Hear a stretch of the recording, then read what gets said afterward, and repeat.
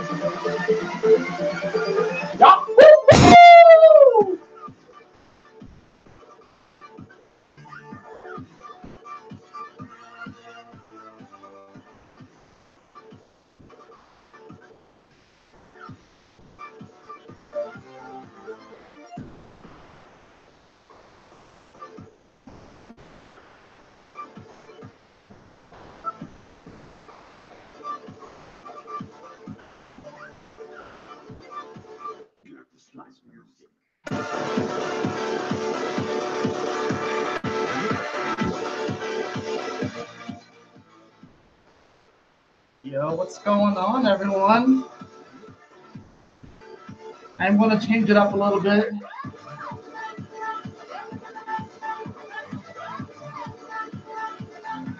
If you don't mind, I'm going to just totally flip the script on you because that's what I do.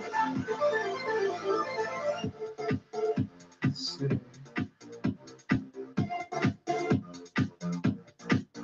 Actually, I might keep it this way. I'm gonna just lower the volume. So it's just gonna be kind of in the background. Whew. We start off at the dance party. We're gonna end this with the dance party. Yeah, to get my thing closer. Alrighty. Yeah. Woo-hoo! Welcome, my beautiful brothers and sisters, fellow radiators of love, to Astro Fenixx, flying into the moment yet again and radiating love as always. And it's the astrological new year. Give yourself a round of applause. Seriously. Like, seriously, just put your hands on your heart right now and take a deep breath with me, because you made it through one of the most insane years. 2018 was an insane year, and it officially ended today. All of those energies and everything. So just put your hands on your heart, take a deep breath with me, and let's just get into that state of gratitude.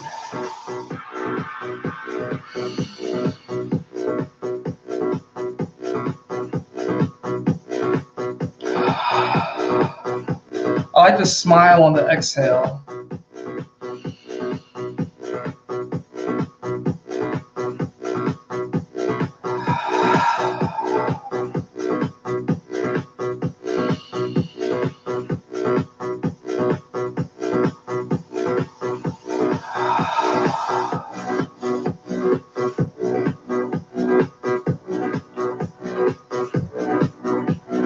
I'm gonna be dancing a lot tonight because I'm probably gonna tune into the Leo King when he does his spiritual dance music. So it's gonna be a long night for me as far as dancing goes.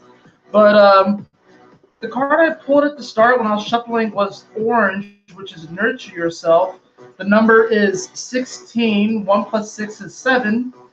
And 7 is actually the number of Neptune and Pisces. And we just left this space. But what's interesting is that Neptune is at 16 degrees of Pisces, and Mercury will be at 16 degrees of Pisces very, very soon, if it's not already there. So it's definitely a time where you really want to nurture yourself, nurture your creativity. And this is, of course, dealing with sacral chakra as well, the sacral chakra. So it's dealing with that creative force. Now that the sun has come into Aries, we're all going to be feeling more of this creative force, this creative potential. And it's like, you really do not want to waste this potential. You really do not want to waste this potential. Turn it down just a tad bit more, music. But let me hop into the live chat and see what's going on. Let's see. All right, what's up, Lauren? Mwah, I love you, Burbs. Got Spells Inc. up in the house. D Style, Love and Kisses 48. I really do appreciate you all coming out. I'm also wearing an orange t-shirt. Just needed a clean one. I see now why. Exactly. See how things work out? You see how things work out? It was interesting, man. Like, today has been full of synchronicities. Today has been a day where, like, on the outside, it didn't really look very exciting. I did laundry today. I'm still having to finish up this laundry. I vacuumed the entire apartment today for the first time since we moved in. And we've been here for, like, a little less than 2 weeks, but I vacuumed for the first time. I actually did stuff today. So it's kind of funny. But I felt this relief. And whenever you get to the new year, and this is something that we did growing up. Of course, we did it at the other new year that we all recognize. And I still recognize going from December 31st into January 1st. But what we would do growing up is that we would open up the windows and open up the screen, like open up the doors, and we'll let the old year out and let the new year in. So that's what I did today. I opened up some of the windows and stuff like that, and opened up the door, and of course the screen doors there because I don't want my cat to run out. But it's kind of letting out the old and like bringing in the new and welcoming the new. And really important was to vacuum, and it was like I was kind of rushing the vacuuming. I mean, I did a good job vacuuming, but it's like it's important to vacuum your space or to sweep your space right now because since we're coming from this Piscean energy, and even though we still have Neptune here, we still have Mercury here, Pisces rules the feet. So it's really important right now, especially whether you do it today or sometime tomorrow or over the weekend, to make sure that you vacuum and sweep your floors so that it's a cleaner energy. So when your feet connect to it, you're getting a new vibe.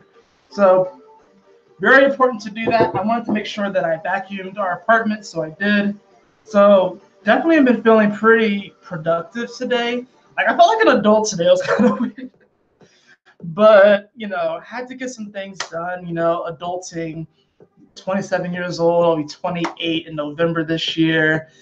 Saturn return is like looming. It's like, I'm sitting here like, I'm like, what's going on? But the moment that the sun came into Aries, I was doing a ritual actually that I got, of course, from Pokemon, and it was actually a really, really cool ritual because, like, after I watched this particular episode yesterday, it really opened up my eyes to how I view the sun and the moon.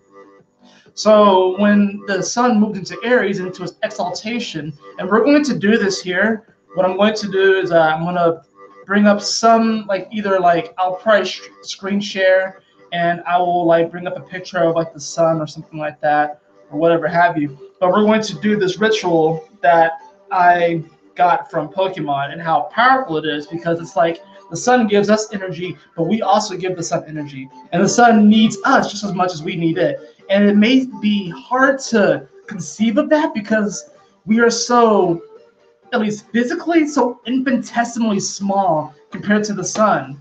But the sun needs us as well. The sun needs us to really express from our heart space. The sun really needs for us to express our creativity, our passions, to get into a little bit more of that childlike state and to radiate love unapologetically to everybody, regardless of their sex, their gender, their religion, their political views, whatever. We are here to radiate that love to everybody. And the sun really needs us as well. And the moon, of course.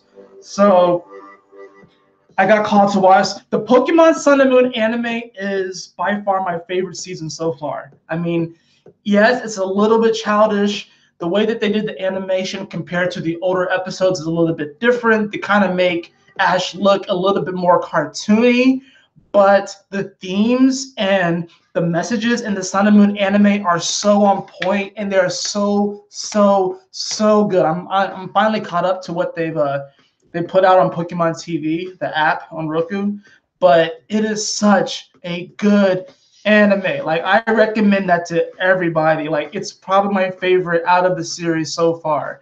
And that's saying something, because it's like, of course, we all like the original episodes. We all like the original episodes, but the Sun and Moon anime is so good. Plus, it's set in Hawaii, and Hawaii is like a place that I've been wanting to go to for the longest time. Just like you said, Spells Inc., it's like, yeah, Hawaii is huge for me. Hawaii is so huge for me. I believe that Hawaii is the bridge. And I've just been calling it the bridge. I don't know necessarily what the bridge is to. I believe it's to a better and sunnier place, a more harmonious place, a more peaceful place. But I think just Hawaii itself and the vibration of Hawaii, I find, is a bridge in this world. So that's why I want to go to Hawaii. Yeah, X and Y is really good too. X and Y is really good because it shows Ash's ability to think on his feet, and actually shows you, while he's in his battles, and particularly his gym battles, that he actually is smart, he's intelligent, and he's able to think on his feet, and he's able to like come up with very unique and creative ways of battling. It's pretty cool. It actually highlights his battle style. He should have freaking won, but you know, whatever. It's like, yeah. Anyways, guys, let me kind of come off the nerd tangent a bit. This is the astrological new year in Aries. This is going to be a time where the sun is exalted. It is springtime in the northern hemisphere, which means that it is actually fall time in the southern hemisphere, which is pretty interesting. And this is a time where now, at least here in the northern hemisphere, the days are going to start to become longer. We're going to start to receive more sunlight. And by virtue of us receiving more sunlight, it's going to start to charge those centers more. It's going to start to charge our hearts more and our whole chakra system. What's up, Amanda Jackson? How are you doing? Thank you so much for joining. Thank you so much for joining. And this solstice is really powerful because, as Spells Inc. just said, there's a full moon in Libra at 0 degrees. This is the fifth full moon at 0 degrees that we've had in a row. Going all the way back to, what was it, the full moon? I want to say, was it Taurus? Taurus, Gemini, Cancer. Actually, no, it'll be the Gemini one. It'll be the Gemini full moon. But we've had 5. This is the 5th full moon at 0 degrees that we've had, which means that we have been working on this 0 point for such a long time. And what's interesting about this 0 point is that I realized that 0 and 9 are very, very much so the same.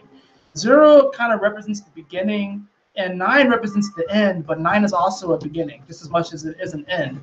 And what's interesting about it is that any numbers that you add to 0 or 9 equal that same number. So like, say if you have, or they reduce to that same number. So this is going to a bit of numerology. Gladiator and Sweats, what's going on? How are you doing? Yes, shout out to Gladiator and Sweats. We had an awesome talk. I'm gonna have to invite her on the channel again soon. But yeah, this, when it comes to the numerology, if you take like a sequence of numbers, if you have a 0 there or a 9 there, it usually reduces back to that same number. So let me give you an example. Say you have the number, 302. Okay, 302. It reduces to 5, and that's really easy. It's just 3 plus 2 is 5, and then you have 5 and a 0, 5. Same thing goes for 9. So if you have, say, the number 329, that also reduces to 5. So 9 and 0 are very, very synonymous. And what's interesting about this is that since 9 and 0 carry this energy of sort of like this alpha and omega, beginning and endings. This is 0 in step astrology. If you follow step astrology, which was brought about by Christopher Witecki, he is the one who discovered it. 0 is ruled by Scorpio, and 9 is ruled by Aries. And traditionally, they are both ruled by Mars. So there's definitely a connection here.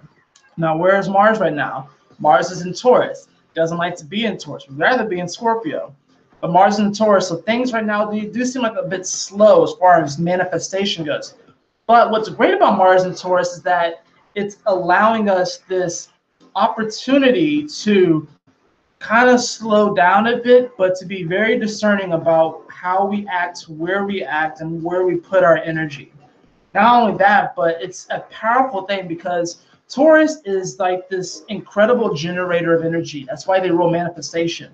So whatever energy that you put into Taurus, like wherever your Taurus house is, you manifest that house a lot. And you have, usually wherever your Taurus house is, that's where you can manifest a lot there, but you also have challenges there. So take, for example, for me, Taurus is my 6th house. So it's like, I've never really had health issues growing up because I've always had a good mind frame when it comes to that. But as far as manifesting my day-to-day reality, that's something I've been working on and molding over time. So this Mars in Taurus, now that the sun has moved into Aries, we have the Mars in Taurus. So I want to say, since Mars is moving so fast, that these energies will eventually sextile each other when Mars reaches Gemini, but we'll have to hop into the charts and stuff. My life path number is a 3. So this is actually a good year for me because this is a 3 year. But yeah, I'm life path 3, which is ruled by Jupiter energy. And I am a Sagittarius rising and Mercury in Sagittarius. So yeah, this is a good year for me. But it's not going to come without its challenges, of course. But yeah. Oh, we got another life path 3 up in the house. Gladiator and Sweats. That's awesome. But this, oh man. So in order to kind of like look at this transition that we went from Pisces to Aries, we kind of have to look at the last transition that we had from Pisces to Aries, because the energies were different. And I'll even show you guys in the chart, just how different it is. But what was crazy about this transition today, and you probably all felt it, was that we had a grand Earth trine leading up to this solstice, right? We have a kite, we have a yod involved in this. A yod is known as the finger of God. A kite is when you have a grand trine and then you have sextiling energy. So it literally looks like a kite. And of course, like I said, we have this full moon in Libra, which is going to be happening in the next couple of hours or so. So transitions like this are pretty rare, because also to look, the moon's going to be in Virgo going into Libra. The last time that we had this transition of the sun going from Pisces into Aries, the moon was actually in Taurus. So it's kind of interesting how we've gone from that Taurian energy to the Virgo energy. So it's like we're now taking those manifestations, and now we're looking at our day-to-day reality going into the solstice of like, how can we really work out the details of our life? And that can be a big issue because Mercury is retrograde opposite Virgo. So it's like we're trying to develop this deeper relationship with our life and how things are, and we're trying to come to some sort of logical understanding of the details, but it's really fucking hard to do that right now, excuse my language, because Mercury is retrograde in Pisces, where it doesn't like to be. Much rather be in Virgo. Not like that, but it's conjunct Neptune. And it covered all the space that Chiron was. So that's another thing I didn't mention. The sun is conjunct Chiron. Like, what? What? Really? Like, and this Chiron energy, I'm really happy that it's in Aries. I feel angry today. That's a lot of that is the sun coming into Aries, because Aries is a very hot-blooded energy, ready to go, ready to charge. Aries energy is like, you ever like see a kid that gets denied something that they want and then they throw a temper tantrum? That's in many ways that's Aries. It can be Leo, but it's more like Aries. It's like, what do you mean I can't do this? Or it's like, you know, say like, or say a kid wants to do something, right?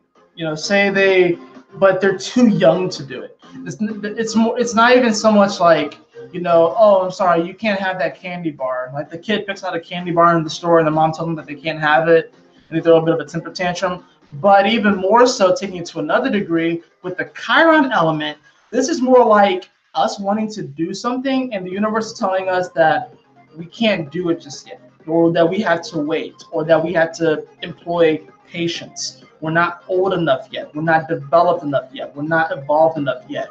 And that can be frustrating as shit. Trust me, I've been dealing with this internally about like really dealing with this patience and just knowing that I have time, and that while time is an illusion, that like I don't have to just rush things. A lot of people right now kind of want to rush things, and they're not giving themselves the time to allow things to unfold naturally. You have to understand, we have a lot of energies in detriment, guys. We have Mercury in Pisces, you know, we have Mars in Taurus.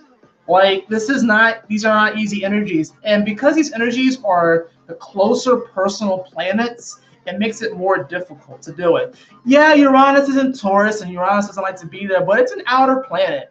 And it's like, not that we're not feeling that energy, because we're feeling like this subtle apprehension when it comes to the Uranus and Taurus energy, but the Mercury and Mars energy is a lot more obvious, and that's what we're dealing with right now.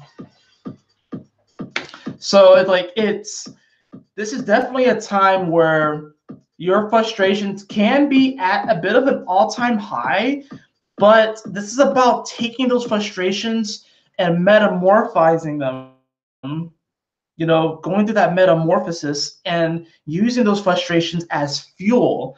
And that can be difficult to do. To turn your frustrations into fuel can be difficult to do. I'm not even gonna lie. But if you find a way to do that, if you can manage a way to turn those frustrations into fuel and be like, you know what? I might have been denied this chance. I might have been denied this opportunity, but I will not deny my heart. And it's just like, you just keep going for it. You just keep going for it. You just keep going for it. And sometimes you aren't meant to have certain things. There are, just like I talked about it in my peace talk with the peace dealer, right? There's like, there are great athletes that have never won a championship. How long did it take for Leonardo DiCaprio to get acknowledged after all of the great movies and great performances that he put on? It took him a long time. There are plenty of actors out there that have never been acknowledged, and they put on incredible work. There are amazing teachers out there, especially teachers. There are amazing teachers out there, amazing teachers that have inspired the most brilliant minds. You gotta think, there's a teacher out there that inspired Elon Musk, and look what he created. But no one really knows the teacher, they know the student, they know Elon Musk, right? You gotta think about that sort of stuff. Think about the Karate Kid. You know, it's like, people know the Karate Kid. The movie is named after the Karate Kid. It's like, yeah, the teacher is there, but we get the student. You know, we get that finished product, whatever like that. So right now, we are kind of being guided in many ways. In the universe, these planets are really being our teacher. And it's like, we have to yield to them in a sense. It's like, utilize these energies, utilize the frustrations, but utilize the joy and jubilation to really move forward. And, you know, like I said, it can be frustrating, but there are ways of channeling frustration. There are positive ways of channeling the frustration. So, and here's the funny thing though, like, I'm going to use a Pokemon reference. There's a move in the Pokemon games called Frustration. And this move does more damage based off of how many times that Pokemon has fainted in past battles. But it can be super, super powerful. So take Team Rocket, for example. How many times have their Pokemon fainted when facing Ash? But I guarantee you, if they face anybody else outside of Ash, people get it twisted. Team Rocket pretty much gets beat by Ash all the time. They have to. It's a trope. But how are they able to swindle and beat everybody else that they come into contact? Even really, really powerful trainers, they're able to overtake. Just because you lose a bunch of battles does not mean you lost the war. I like this song. It's very like etheric. Yeah, I felt a lot of anger and tension. It's hilarious that the Brexit debates, most important votes, all happened during Mercury retrograde. Of course, absolutely.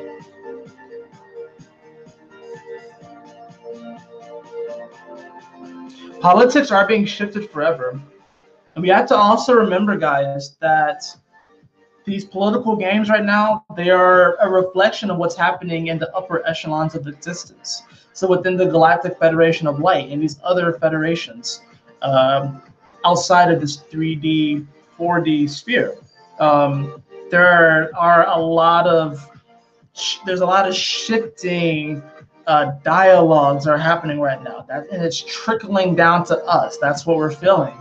So it's like, and we have to also consider the sun going into Aries means that we're going to start to square all of this energy. We were sextiling at the start, so in many ways we're kind of for like anything political and government based that's happened over the last 30 days. Like, it's been a flirtation with a lot of these issues. Now that we're going to be squaring this energy, especially when the sun squares the nodes, because that's coming, like, you're going to see things kind of pop off in a big way. Like, you really are. And, you know, I don't want to like paint a back picture. I'm just kind of giving it to you how it is and how it will be and stuff. Now, it's like, this is still a very positive time right now, since this is a 3-year. We also have to consider Chinese-wise, this is the year of the pig. So it's like, even though we're at a beginning, once again, we have that ending quality because the pig is the last animal of the Chinese zodiac.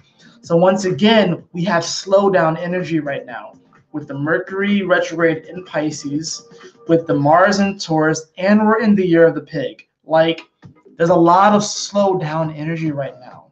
And it's like the universe almost sort of wants you to just, instead of getting in the canoe and going down that really, really fast, intense river, and it's not that you can't handle it, because you can, but it's like, instead of tackling a level 5 rapid on a river, the universe wants us to just take a chill pill right now. Take a chill pill, get on your back, get on a floaty, and just drift down the lazy river.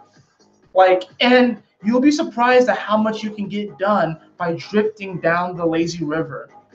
There's a lot of healing that can come from drifting down the lazy river. Like, that's what it wants right now. Even with the sun going into Aries, yes, it's going to give us a passionate spark. Yes, a lot of people are going to start to act more on impulse, but this isn't really a time to force the issue.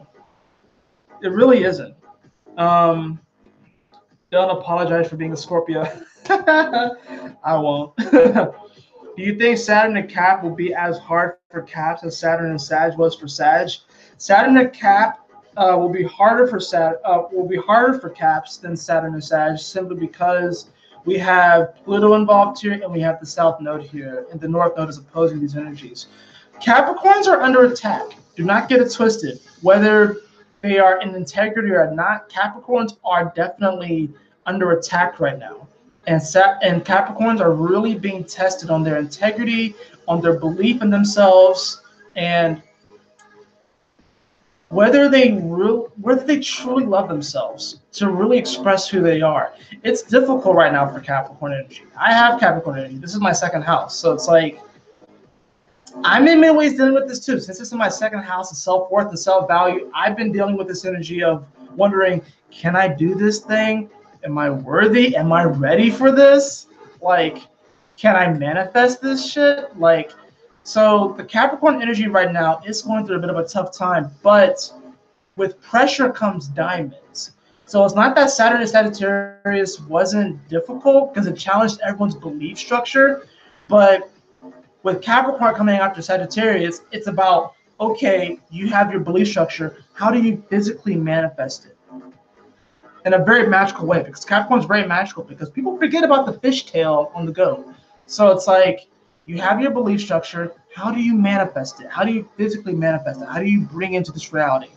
And oftentimes that requires climbing. That requires us to go up this mountain. And it's not always easy. You scrape your knees. Sometimes you fall. Sometimes you have to avoid landslides, mudslides. Once you get really up there, it starts to snow. It's cold. You have to insulate yourself. That's why Mars is exalted here, because you need that heat. When you're going up the mountain, you need that heat. You need some type of comfort. You know, I mean, Venus doesn't like to be in Capricorn, but it's like the drive that it takes to continue that ascent, because you can put on these layers. You're still going to be cold walking up that mountain, but you still are doing your best to harness that heat. That's that Mars exaltation. So it is tougher for Capricorns with Saturn being there, but I'm not going to say that the reward is going to be greater than, I guess you say, Sagittarius that just has Saturn go through there. It's going to take on a different form. It may physically appear greater, but it's also going to be like, if you really do believe in yourself, you take that belief that you developed with Saturn and Sagittarius, and you climb this mountain in Capricorn, and you really do believe in yourself. When you get abducted by Aquarius, which we're all going, that's going to happen when Saturn goes there, especially when Pluto goes there. Oh my goodness! But then you're going to be taken to the right place. You're going to be taken to where you belong. And it won't be scary either. It won't be scary to get abducted.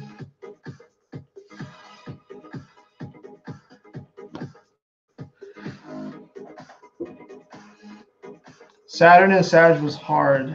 So if what you're saying is true, Caps are going to be in for a bumpy ride. Yeah, I mean, it is going to be a bumpy ride, and I can already see that with Caps that I'm close with in my personal life. But what inspires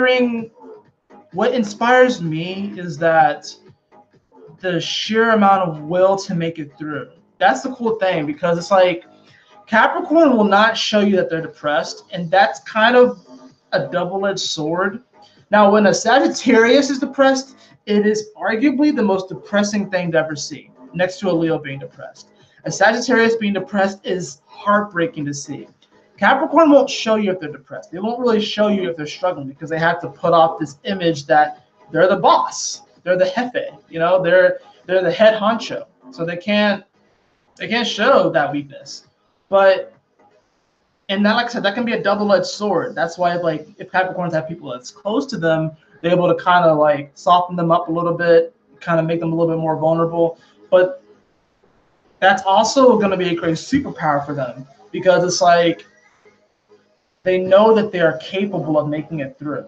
That's why they continue to climb. So I have no doubts that Capricorns will make it through this transit, just like Sagittarius has made it through, just like Scorpio's made it through, because when Saturn was going through Scorpio several years ago, oh my gosh, like, I'm so happy that there's not major energy going through Scorpio. I'm so happy about it, because like that Saturn and Scorpio transit was intense, but I made it through. Just like Sagittarius made it through, and just like Capricorns will make it through. Just like Aquarius will make it through. Just like Pisces will make it through, and so on. We'll make it through.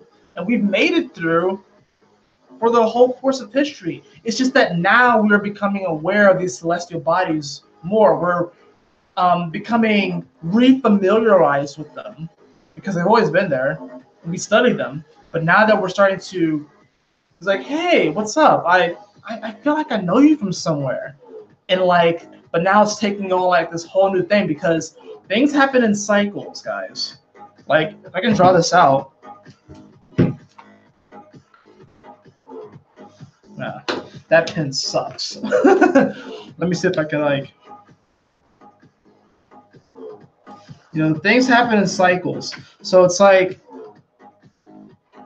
we've gotten similar transits. Like, you know, Saturn has been in Capricorn before with Pluto, but that might have been down here. But now it's happening up here, and things are different. A lot has changed in this middle spot. Okay, a lot has happened in that middle spot. So even though we're experiencing a transit that we've experienced before and it was down here, now we're up here. Things are a little bit different, but people made it through this and we will make it through that. I believe that for sure.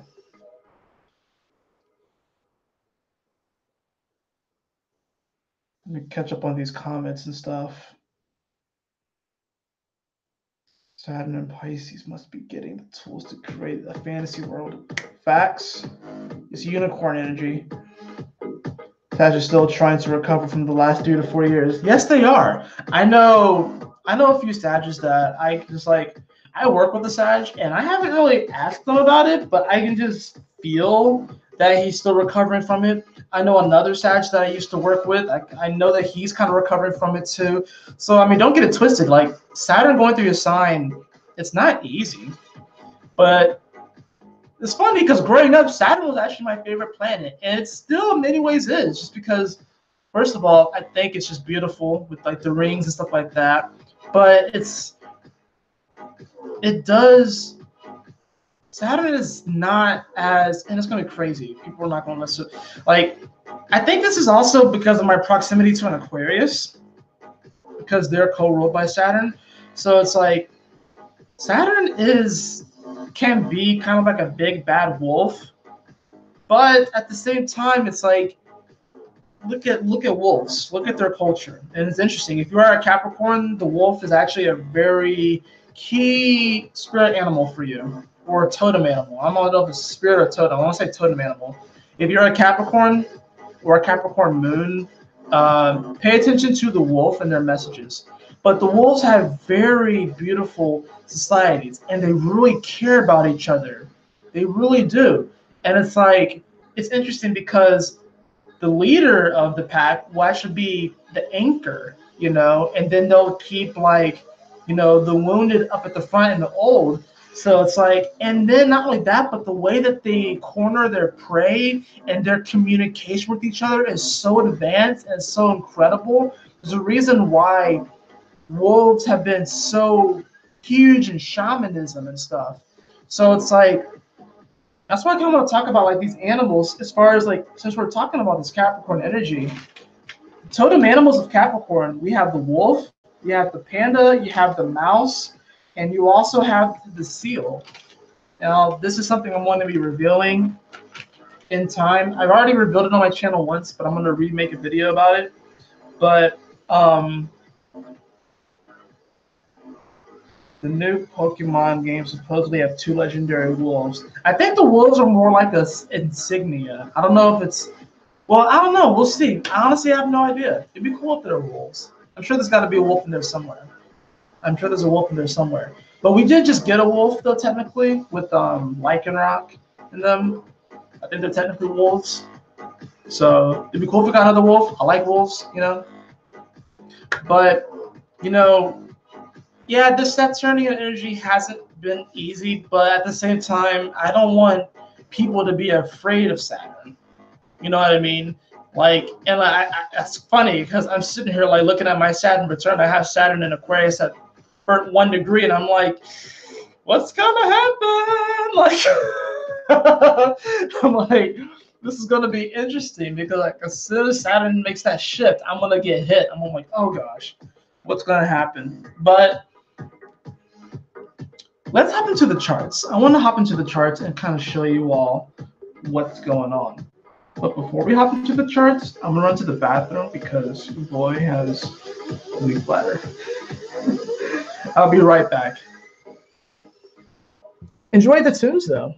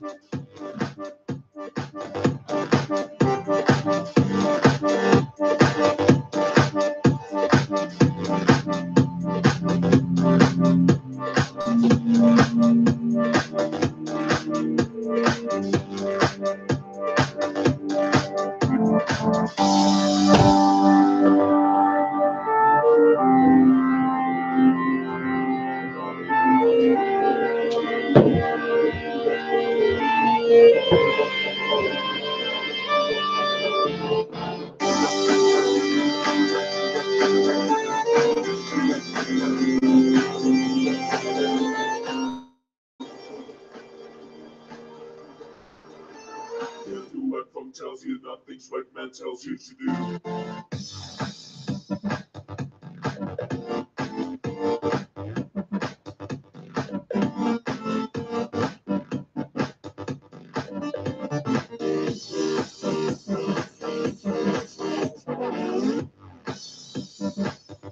All right, guys. So here we have the chart at 8:49 Eastern Standard Time.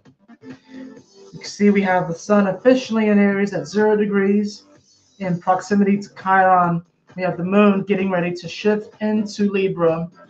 But we have to take this back a few hours because the day in general was just a really fun day. And I kind of actually got it to the right time because you see this right here. So this was earlier today. This was 8:49 a.m. Eastern Standard Time. And we have this grand Earth trine between Pluto, we have Mars here, and we have the moon. And also, oh my goodness, with the North Node here at 24 degrees, it's also going to trine the South Node at the same time. So you see this Earth trine right here? And you see this opposition, of course, because you have the North Node, and then we have this sextiling energy. So it does create this kite energy. What's interesting, though, is that at the same time that we have this kite, we have this squaring energy that the moon made to Jupiter, the squaring energy that Mars and Venus are squaring, and we have a yod. A yod is a two quincunxes, which is a 150-degree angle. We have two quincunxes and an opposition, which is known as the finger of God. So this is a very complex astrological transit. Because with the Great Earth Trine, this is speaking of a miracle coming forth in the form of Earth energy, so really like a physical manifestation. We have this yod that's forming with, Venus sextiling Jupiter, and then these are quincunx in the North Node. So it's like we're kind of caught between, finding our tribe, but then also our beliefs. So it's like, we definitely crave companionship right now. We definitely crave wanting to have some sort of a tribe right now, but we have to make sure, does it really reflect our belief structure? Does it really reflect our expanding belief structure and our this sense of magic that we feel? You may be feeling that you may be connected with certain individuals, certain groups of people, because Aquarius does rule groups. So this in many ways can deal with, any type of group that you're involved with, whether it's, say it's like on the internet, like through YouTube, or maybe, your workplace, or even your family. Any type of group, it's like we really are looking for our tribe right now, but we have to look at, and this is a sextiling energy, so it's positive, but we have to look out, where do our belief structures lie? What is it that we do believe in? What is it that makes us want to go out and explore and expand? And then, of course, this opposing energy, you got Pluto in the South Node opposing the North Node. So it's like things are getting destroyed. Things are getting destroyed, but at the same time, things are being healed. Look at it twisted. The North Node in Cancer is bringing about this great healing energy. When this was happening, of course, the sun was still at 29 degrees. So we got this edge. Anytime you get to 29 degrees, it's an edge. It can be scary. There's anxious. There's anxiety. There can be worries, but there also can be excitement. There can be like, oh my gosh, curiosity. I can't wait to jump into the next thing. Let's move this forward, because you're going to see a lot of these energies shift, and it's really quite amazing. So as the moon progressed, I want you to pay attention. See, Mars moved to 23 degrees. We have 23 right here. And as you progress this, we're going to get to BAM. So around 5:49, we have the sun coming in to its exaltation, while the moon is at 27 degrees, beginning this opposition. And of course, like the trine is, of course, weakening at this point. But what's cool about this is that if we continue this forward, now Venus has hit 23 degrees. So we have this harmonic of 23, 23, 23, 23. We have three energies at 23. And Pluto is not that far behind. In fact, by the end of the week, Pluto will be at 23 degrees within a 1 degree orb of the South Node. So, what does that tell me? It tells me that we are definitely seeking right now mental freedom, because 23 does represent it's a bit of a mental degree. You have the 2 energy, which is the moon, 3 energy, which is Jupiter, and they net to a 5, which is Mercury or Gemini energy. And this is definitely, and of course you got to look at the ruler of Gemini, Mercury. It's retrograde. Mercury is retrograde at 18 degrees in Pisces. Oh my gosh, our minds right now can be, and you're like, wait, what? So wait, what's 2 plus 2 again? But that doesn't make any sense. Like, that's what's going on right now. You're trying to ask yourself questions, and the answers you're getting back are incomprehensible because they're so we really can't rely on that aspect right now. So we have to kind of look elsewhere. Not that we can't, use our minds to come up with some sort of logic and, kind of, utilize that sensor, but it is a little bit more difficult right now. But what's cool about this is that Jupiter in many ways rules the high mind, and it being at 23 degrees means that, we can take this higher. We can, it was interesting. I heard a quote today, and I was listening to, it was either yesterday or actually, no, it was yesterday actually. I was listening to this interview, this guy that was having an interview with Elliot Holtz. I don't know if any of you are familiar with Elliot Holtz. He has like over 700,000 subscribers. He's like the CEO and founder of Strength Camp, and he's made inspirational videos, but he's also kind of like a fitness nut and stuff like that, in a good way. I mean that in a good way. But he was talking of, was interesting in that talk that they mentioned something about not necessarily having an open mind, but an active mind. And I thought that was very interesting. And at the initial start, I didn't necessarily agree with it, because you would think, well, if you have an open mind, you're open to other possibilities. But if you think about it, the last mental sign of the zodiac is Aquarius, and it's fixed energy. So when I think of fixed energy, I almost think that Aquarius is actually a bit closed-minded, but that doesn't mean that they don't have an active mind. So it's like, I think what's happening is that a lot of people are trying to be open-minded to certain things, and this is a little unconventional wisdom. People are trying to be open-minded to certain facets of their reality when really they should be closed-minded. But closed-minded doesn't mean ignorant. It does not mean ignorant. I mean, now, if you don't have an active mind, I think that's where the issue is. I think that's where the issues is, because if you have an active mind but you're closed-minded, that means that A, you're not as susceptible to psychological attack. You're not as susceptible to being programmed, but you at the same time have the ability to intellectualize your truth and your beliefs, and you're able to bridge these to other people even if you don't agree with them. Because I think what happens a lot of times is that people can be pretty close-minded, but they won't allow their mind to wander and to go to these far out places. Aquarius rules far out places, guys. So, in fact, I think they just discovered a planet, and we called it far out. Like, that just happened within like the past couple of months or so. Like, I think we have like a new planet in the solar system potentially, or like some new celestial body out there. It's been there, but they called it far out. So Aquarius rules far out places, but yet it's fixed. So that may be a bit unconventional for me to tell you to not necessarily be open-minded, but to be active-minded.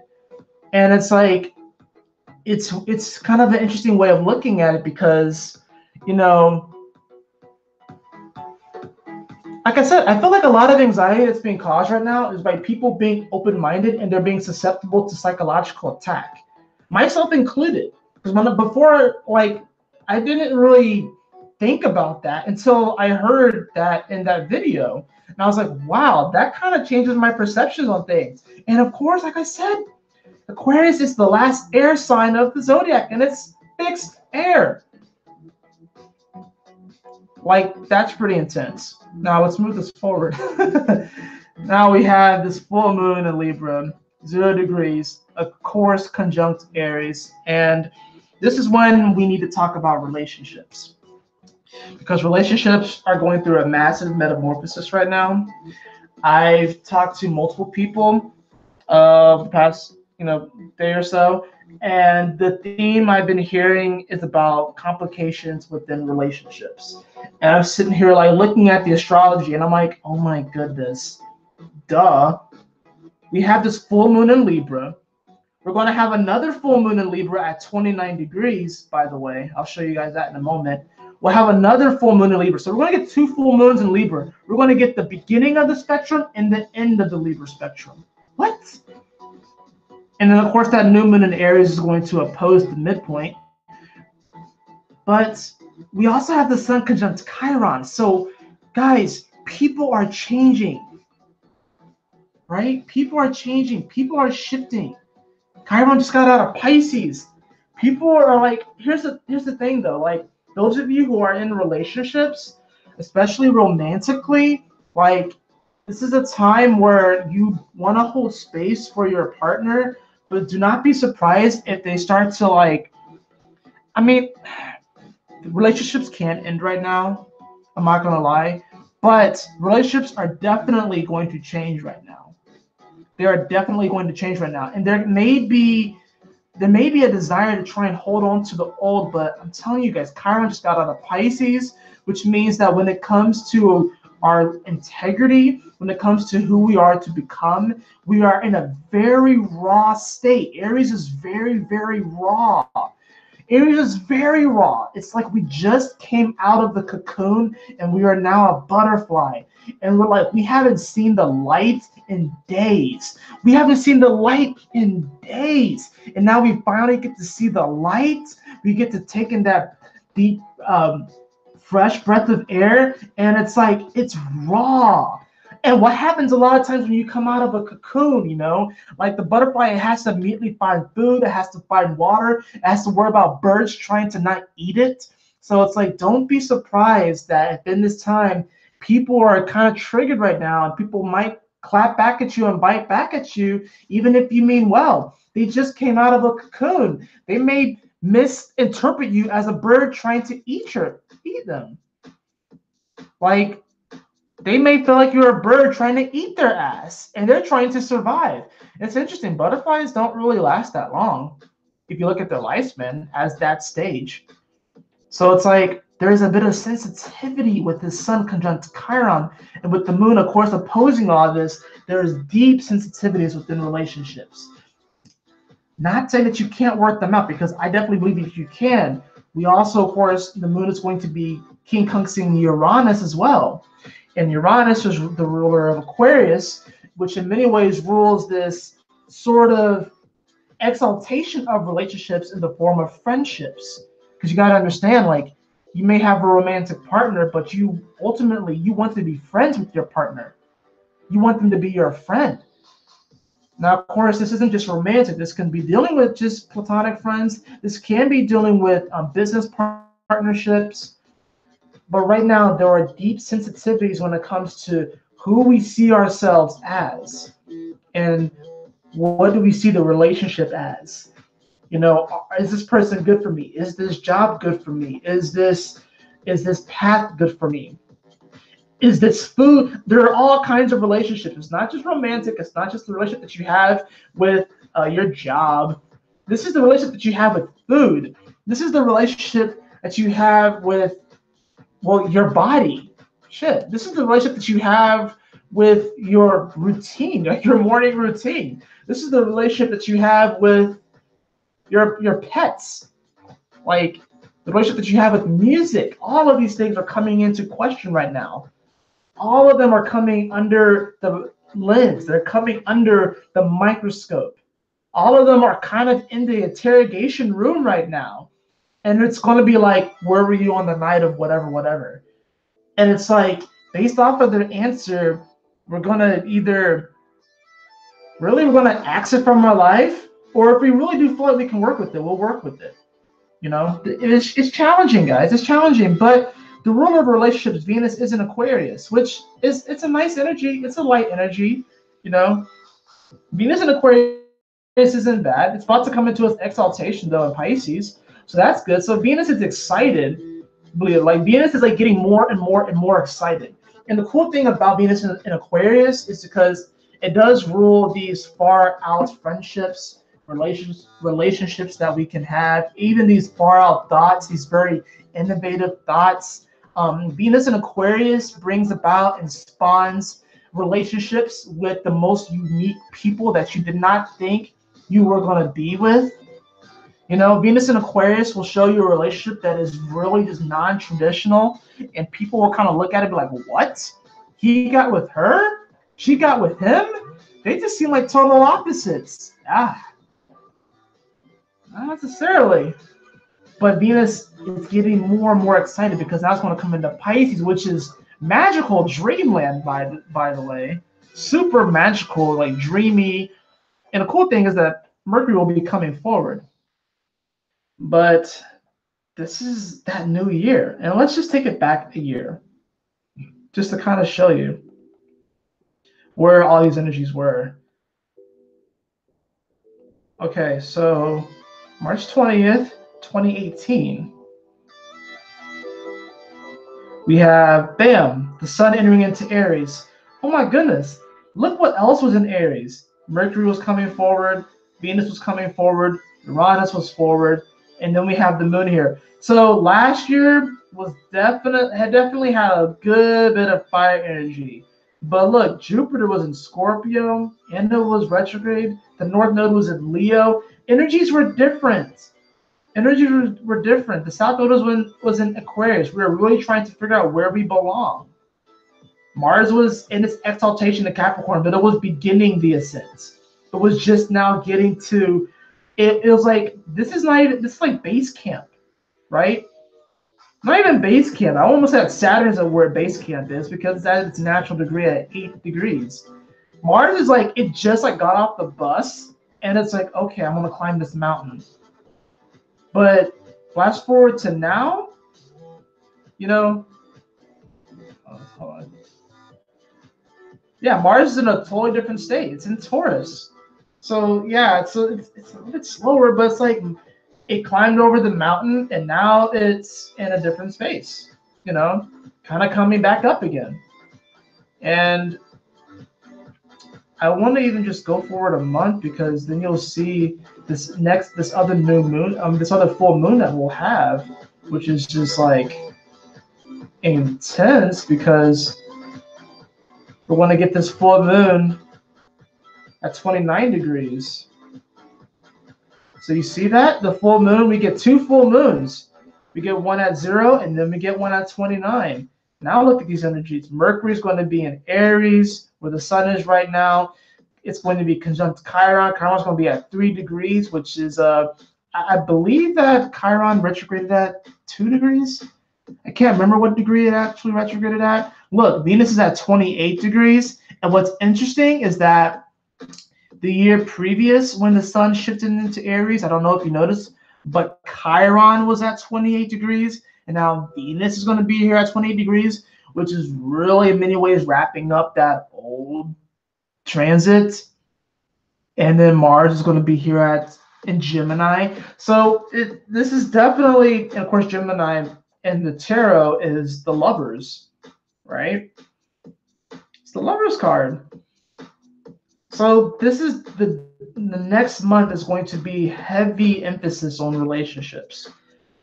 But really, the relationship that you need to develop is the relationship with yourself.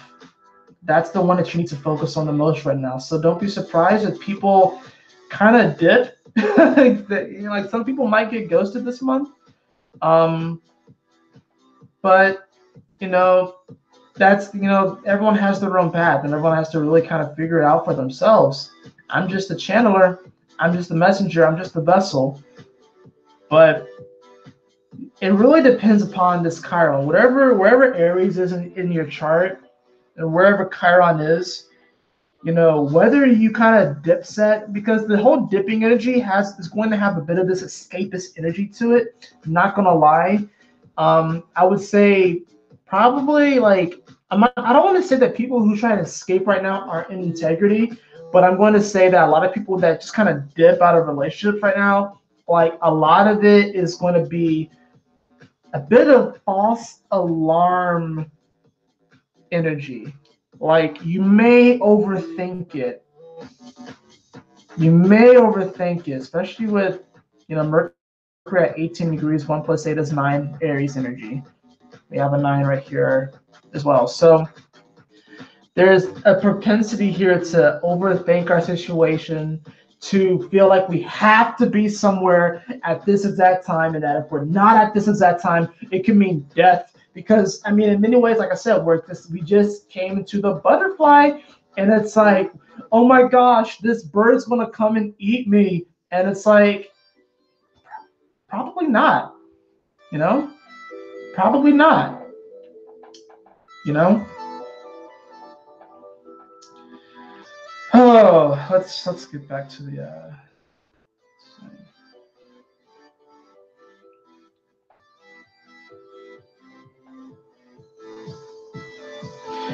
I want to catch back up to the comments and stuff and see what everyone is saying. Let's kind of catch up.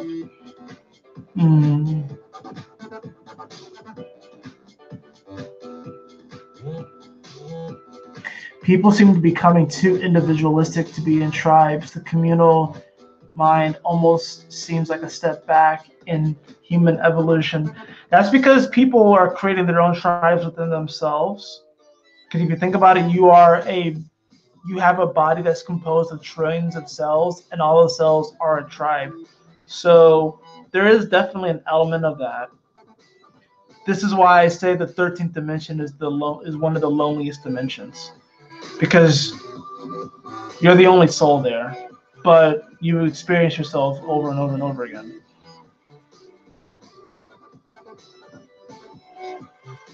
That's getting into some deeper occult knowledge, just by the way, about the 13th dimension.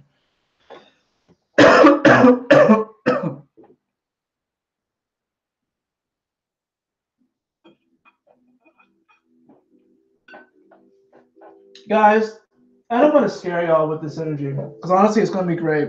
This Aries season is going to have a lot of people feeling reinvigorated. It's going to have a lot of people feeling like themselves again. And it's going to be a beautiful time to heal. And Uranus and Taurus thoughts. Uranus and Taurus is quantum earthquakes. Uranus and Taurus, in many ways, it is. Please say more about the 13th dimension. It's hard to talk about the 13th dimension just because it is such a. It's the only way I can describe it is like it's a really, really far out there dimension. It really is.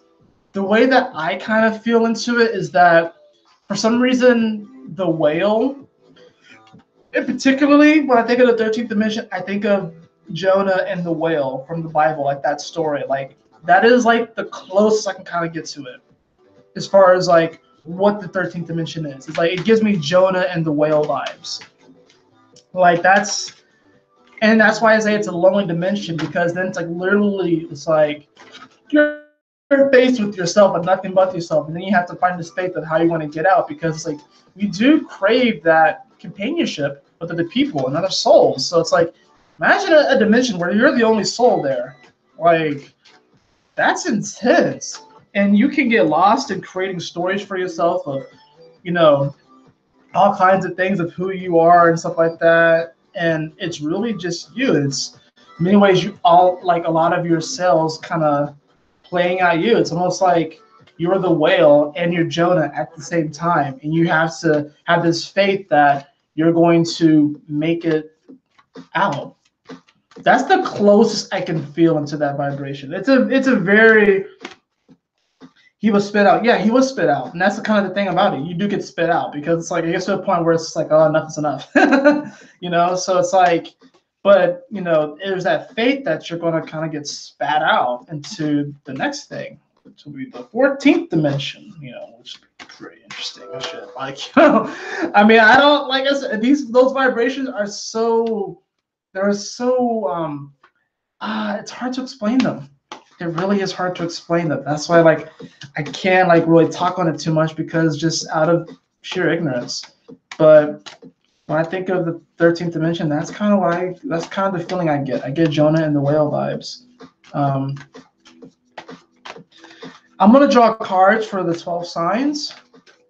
And then we're going to do this ceremony where we send our energy to the sun and therefore receive energy as well from the sun. And then we're going to get out of here. And you all, of course, enjoy this new year. Don't be afraid. Move forward. You gotta, like, if you have an Aries friend, either someone like an Aries sun, Aries moon, or an Aries rising, like, talk to them and just kind of ask them, like, like, if you could give me, like, a word of advice right now, what would you say? Or if you can, like, give me a word that, like, ask an Aries, like, seriously, over the next 30 days, your homework is to ask an Aries, what is your definition of self-love? And, like, just listen to it. That doesn't mean necessarily that you have to do what they said, but just pay attention to it. Ask an Aries, what is your definition of self-love, or nurturing yourself, or loving yourself? What is your definition of that? Like, and you'll probably get all kinds of answers about like that if you ask a lot of people, but ask. The whale was tickled pink to have Jonah in there, so he couldn't take it anymore. Right? That actually makes me think of Steven Universe with the pink whale in Rose Quartz's room. Steven Universe is a great show, by the way. I know someone had mentioned that while I was on the Peace Talk. Someone had mentioned Steven Universe, and that's a great show. Oh my gosh, I love that show.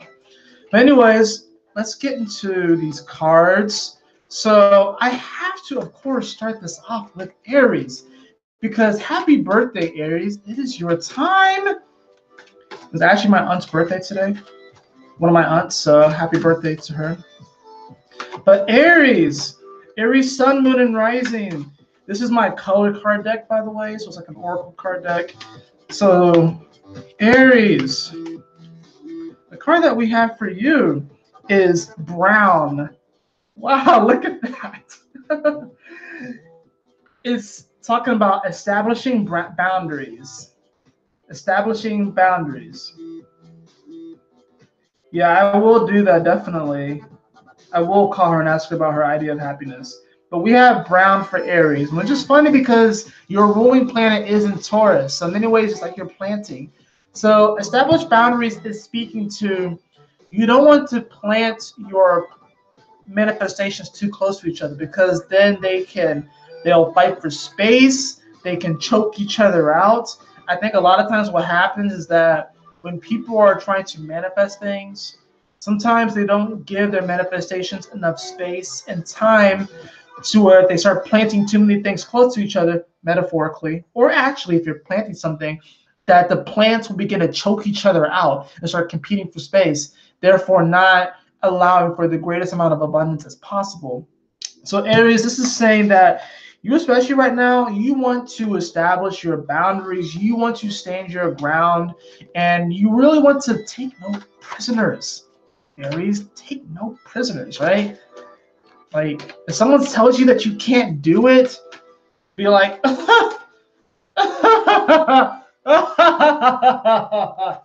and just like walk away, because like they don't know anything, right? Taurus, Sun, Moon, and Rising. Taurus, Sun, Moon, and Rising. We have, your card just fell out. We have access, innovative thinking. And this is amazing, Taurus, because guess what? The planet of innovative thinking, Uranus, is in your sign. Guys, you can't make this up. And the number is 23. I don't know if you guys will be able to see it. You can't make this up, guys. The number is 23. Taurus.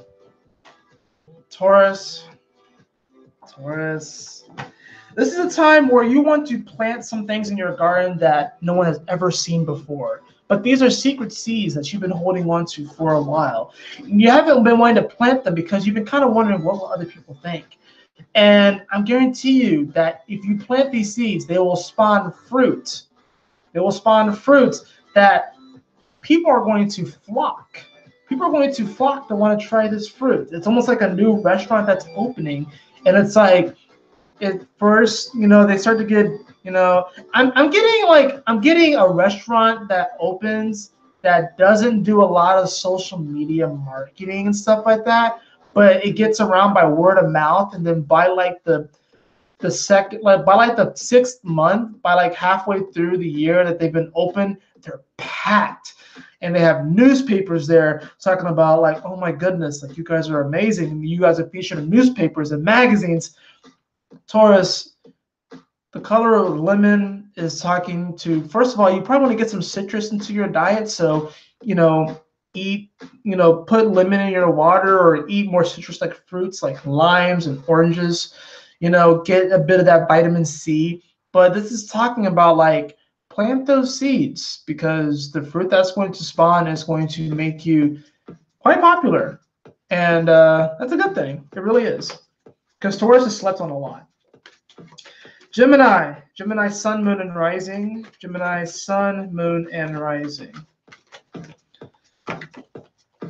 We have Emerald. Ooh, that's a nice card. I don't really draw this card that often. It says, calm your mind, body, and soul. The number is 30, which reduces to 3. And how interesting that we do have 30 degrees in every zodiac sign.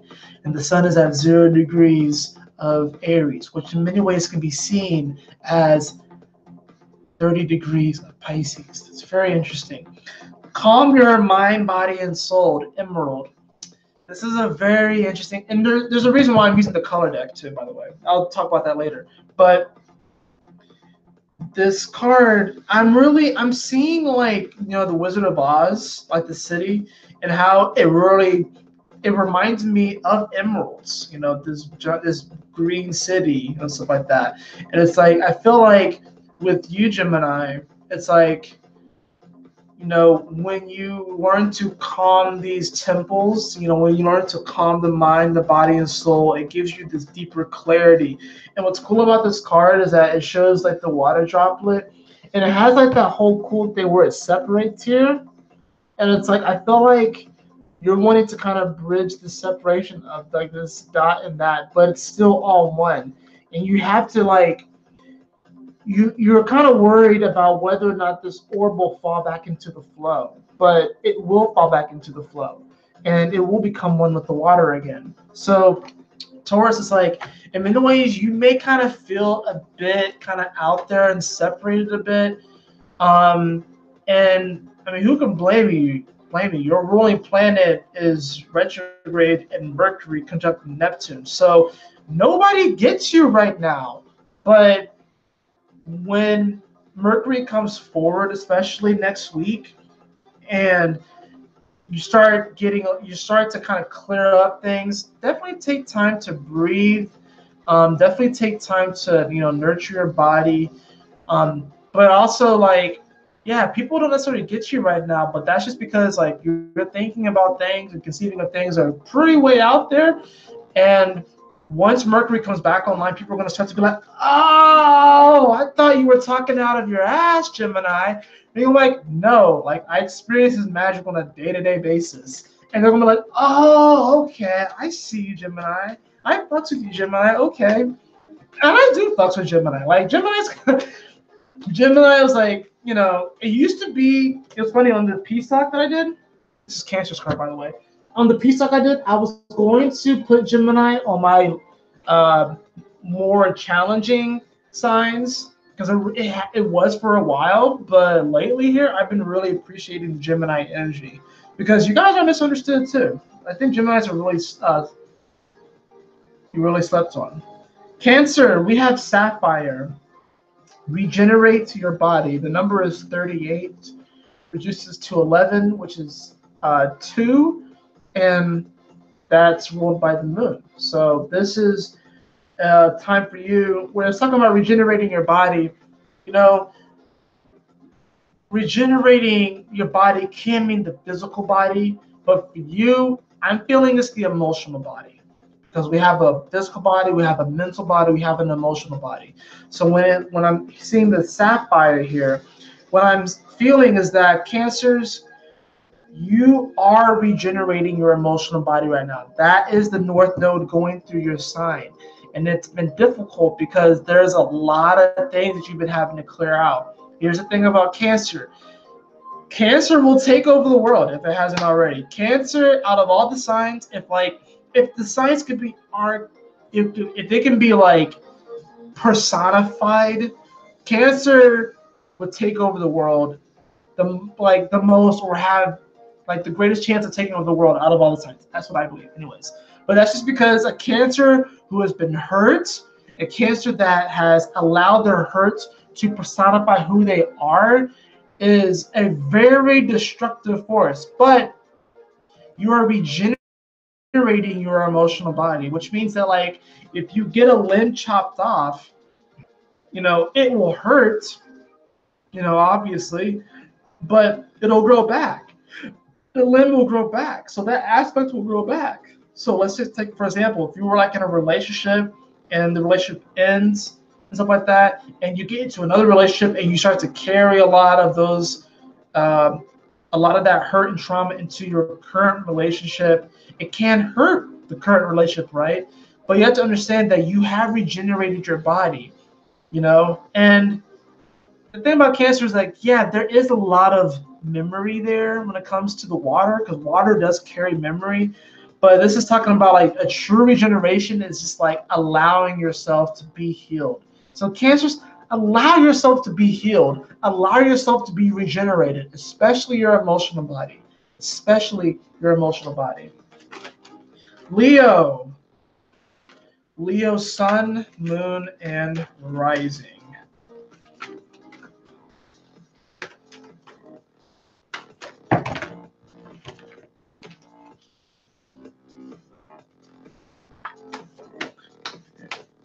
Leo, sun, moon, and rising. We have, ooh, nice. We have silver. Silver and gold. Silver and gold. The number is 27, which is deuces to 9, which your ruling energy, the sun, is now in Aries, which is 9 energy. But it's talking about being persistent. And here's the cool thing about silver. It's like sometimes in life we come in second place. And Leo, you don't like to be in second place. I'm gonna just be real with you. And it's like it's almost better to be in third place than second place. It's because like you almost won, but you didn't quite get on that middle spot of the podium. You know what I mean? At least with third place, you're just happy to have made it to third place. You're just happy to have made it on the podium. But it was like, in many ways, we look at silver as secondary to gold, don't we? It's kind of interesting how that works, right? Now, is it? Or do we just perceive it as such? So right now, Leo, in many ways, you are kind of feeling second in your life, in some area of your life. You're feeling second. It could be in your relationship. It could be in the career, your vocation. It could be in your family. You could be feeling like second. Be persistent and put yourself first, Leo. Put yourself first. And this whole idea of being second or not being in first place, it's like, Leo, I know you don't want to hear this. You don't have to win them all, but damn it, nobody Nobody parties like you. Nobody just like radiates love like you. That's why you're Leo. You're the sun. That's why you have that roar, that passionate roar. So even if you finish second, it's like sometimes people are more inspired by the person that comes in second place than the person that comes in first place. Because a lot of times the person that comes in first place, it's like they plateau. They can't beat anyone else, and sometimes they may get complacent. You know what I mean? So it's like, Leo, this is not a time to be complacent. This is a time to be persistent. Okay. Virgo. Virgo, sun, moon, and rising.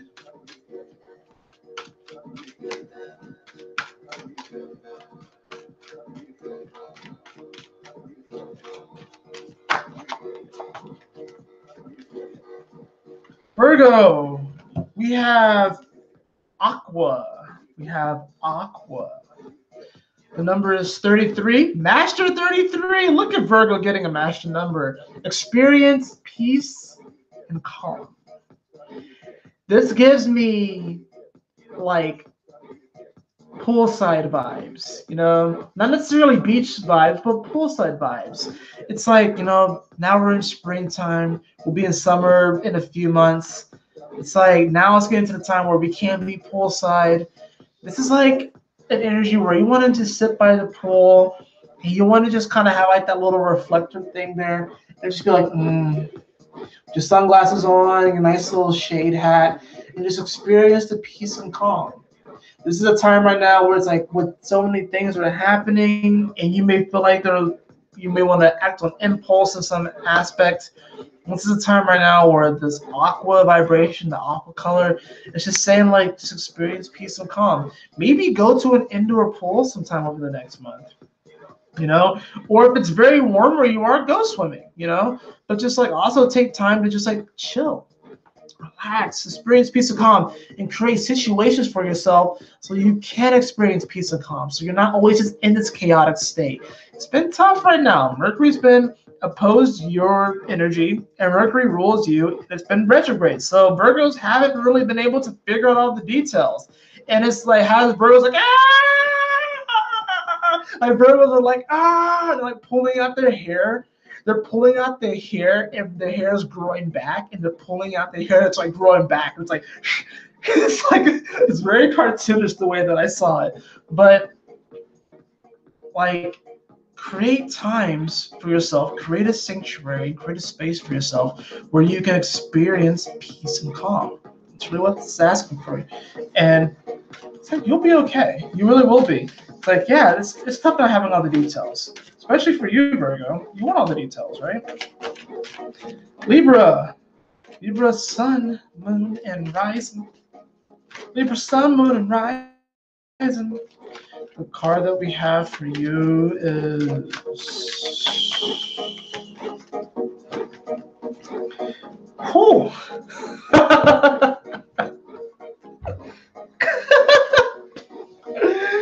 we got black.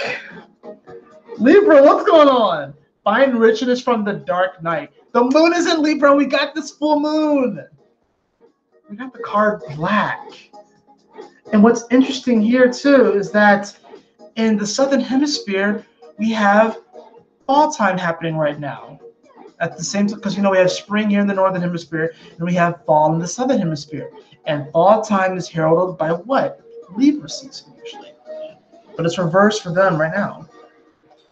Find richness from the dark night. So Libra, you may be feeling like you're in a bit of the dark right now, but the benefit is that you're going to get 2 full moons. So you're going to get illuminations on both sides of the spectrum. So it's like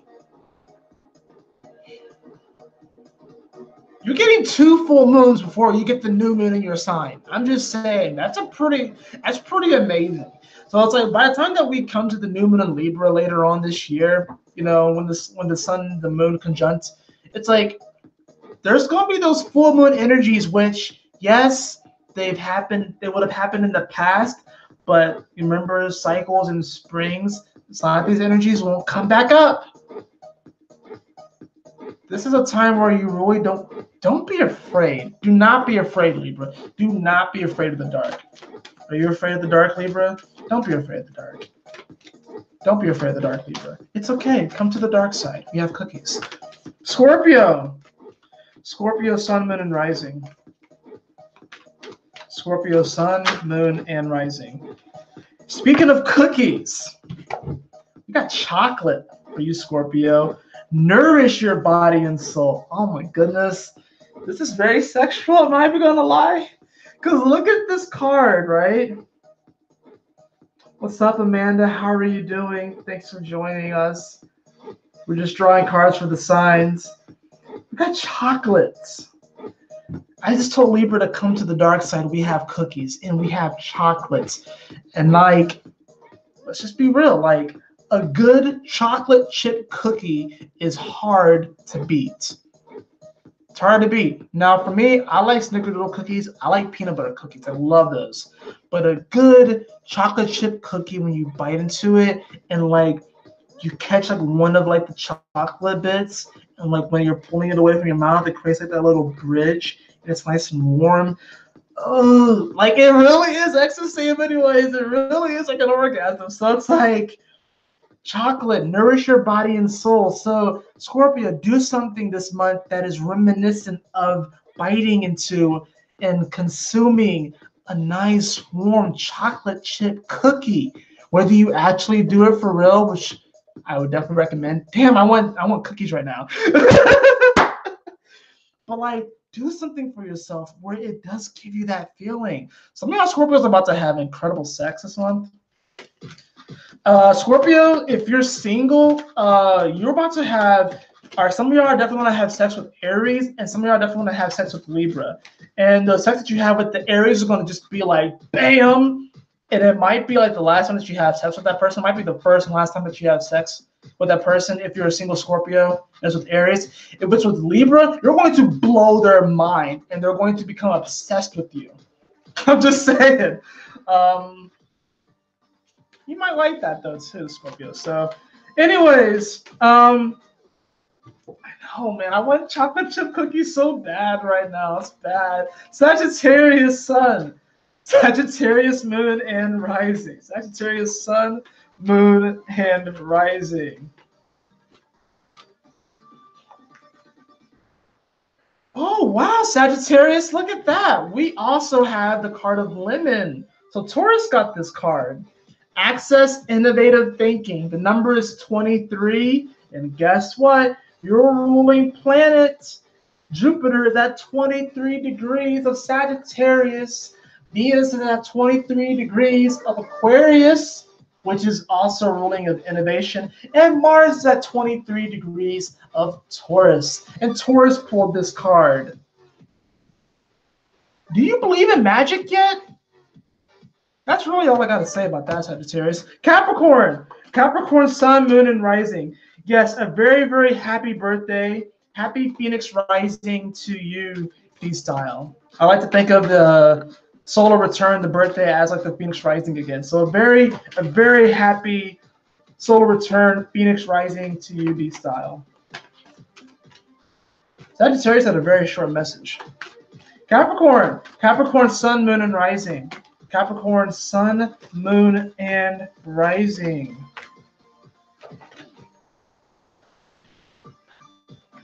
We have coral. We have the card of coral. Allow flow and synchronicity into your life. The number is 18, which Mercury happens to be at 18 degrees of Pisces, which is actually in many ways reminding you of your fishtail. Because people forget about Capricorn, they forget that it's the sea goat. So it's like you crawl out of the ocean, you crawl onto land, and you crawl up the mountain, and you get abducted in Aquarius. So it's like coral is really reminding you in many ways of getting back to your roots in the ocean. A lot of Capricorns right now are kind of looking at that aspect, and they're revisiting the coral reefs that they once lived in, metaphorically. And it's like, damn, the colors aren't there. It doesn't have the abundance there. It doesn't have the prosperity there anymore. I'm even just getting vibes of like how we have coral reefs around the earth right now that are disappearing, that aren't as vibrant as they once used to be. And it's because we haven't really allowed this true flow and synchronicity into our life. It's like we've been killing our oceans, and this is kind of like depressing. Damn it, man. Damn it, Capricorn. You have to reconnect back to your roots, and you have to kind of dive back into the ocean. It's kind of like you've climbed the mountain to a certain point, and it's like in order to progress, you have to kind of go back to a previous stage that you were at, and you have to like, it's kind of like I'm seeing like in a game where it's like when you progress to a certain point and then you realize, oh shit, I have to go back to that previous stage, and it's like it was like a bonus part of the previous stage that you tried before, but you couldn't beat it because you weren't at the level that you could have, like, that would have been, that you needed to be at to beat that bonus level. But now that you progressed in the game and stuff like that, now you're at a place where when you go back to that bonus round at that previous level, you're going to pass it with flying colors, and then things are going to start to click again. So it's like, Capricorn, you're having to kind of go back to these areas where you came from or where you once were. Or if you're like you're a young Capricorn, say like you're a Capricorn sun, like in the first few degrees, you may kind of see your surroundings as not as vibrant and not as colorful because the coral reefs are being destroyed and shit. And you're kind of like, it's just like, damn, like what the fuck is happening here? And it's like you're having to kind of go on this adventure. In many ways, you're kind of having to like go back to go forward, if that makes sense. It's like you've got to a certain point, but you need a certain item in order to go forward, and the only way to go forward is to go back to a previous level, go to the bonus level, on that level, pass it with flying colors, and then you'll see the coral reef just like bloom back into color, and you'll be like, oh my goodness, why did I ever worry? Aquarius! Aquarius, sun, moon, and rising. Aquarius, sun, moon, and rising. I'm really glad I chose the color card for this. I really am.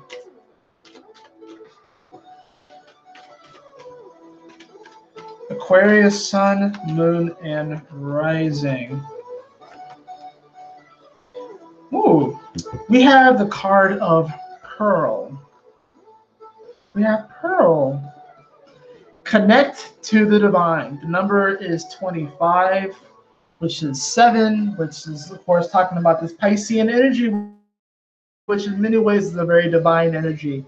And, of course, Venus being in your sign is really excited because it's about to come into Pisces. Not only that, but Venus will hit 25 degrees within the next couple of days. So this is like talking about, like,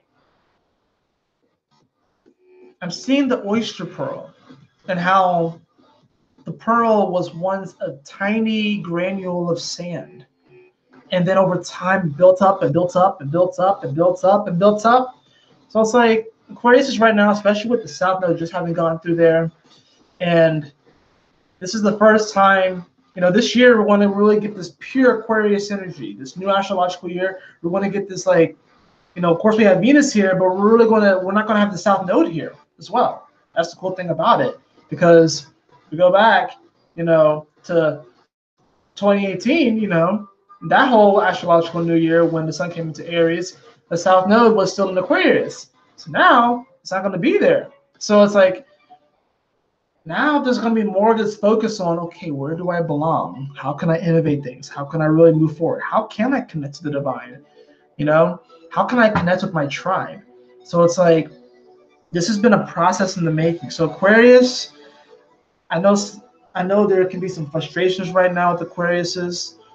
I'm sorry, people don't get it. People have to catch up. We know, Aquarius, you're way in the future.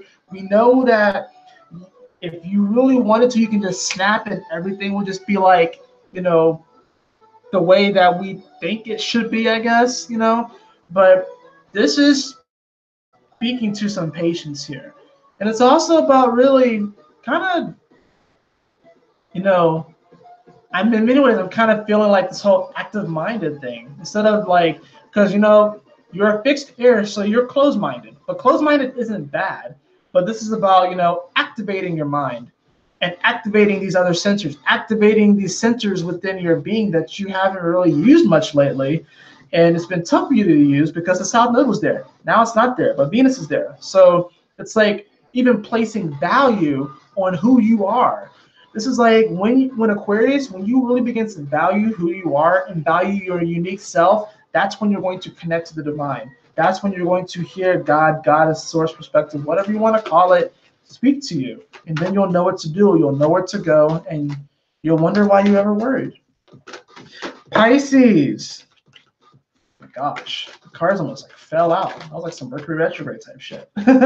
Mercury, the card that we have for you. Mercury, the card that we have for you. Pisces, that was some Mercury retrograde stuff. Pisces, the card that we have for you. Pisces, Sun, Moon, and Rising. Oh my gosh, this is crazy. I agree, D-Style. Everything has been very surreal this week. It's been a very surreal kind of week. Pisces, the card that we have for you. This is amazing. I love this. We have Apricot. Rejoice and laugh. The number is 20. That is beautiful. Thank you, Inspire Art Studio. I'm really happy that you get to catch us live. Thank you so much for joining us. Pisces, we have Apricot. Rejoice and laugh. That is so beautiful. That is so amazing. It really is. Even with all these energies in your sign, and it's been kind of weird, and you've been wanting to just like detach and escape. This is talking about a time where like laughter is medicine for you, Pisces. Laughter is going to be serious medicine. Find a reason to smile and laugh no matter what's happening. Even if something shitty happens to you, just laugh at it. Just laugh at it. It's like, I know it seems a little weird and maybe unconventional, but like, you know, this morning, one of the first things I did is I went into the mirror and like I smiled at myself and I was like, hey, you, what's going on? I love you, man. I appreciate you. Thank you for all that you've done. And I was just like smiling at myself in the mirror. So it's like, and if you have trouble laughing, put on a funny movie or watch some funny videos. Like, you know, watch like some like, I don't know, watch some funny YouTube videos. Like look at some memes on the internet. Like do something like that. Even if, you know, you're not really into that sort of stuff, but like go watch like a rom-com or something like that. Do something that makes you laugh. Like, you know, freaking, I don't know. Everybody go tickle your Pisces. Go tickle your local Pisces, right? Just like tickle them. Like if they're like, oh, I'm ticklish in this area. Like if you know a Pisces sun or moon, like go tickle them. Oh crap, I'm a Pisces moon, so I guess I'm gonna get hit. But like, it's gonna be that laughter that really frees you. It really is, especially when Mercury retrograde in your sign. Laughter and just rejoicing in the abundance of life and then just rejoicing in like the magic of life is really going to heal you right now. It's going to actually give you the clarity that you've been craving. And the final card that we have for everybody. The final card that we have for everybody.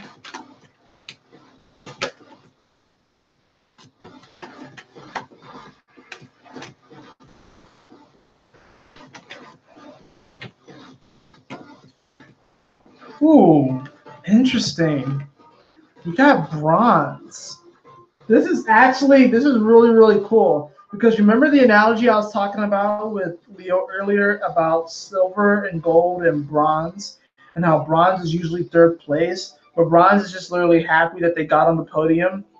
This talks about strengthening your body, but I'm really getting this vibe of while we are strengthening our emotional body, our mental body, our physical body, our etheric body, our psychological body, I'm really getting this feel like just be happy where you are. Like you got on the podium, like you're there, and it's like you're being acknowledged, and it should give you this.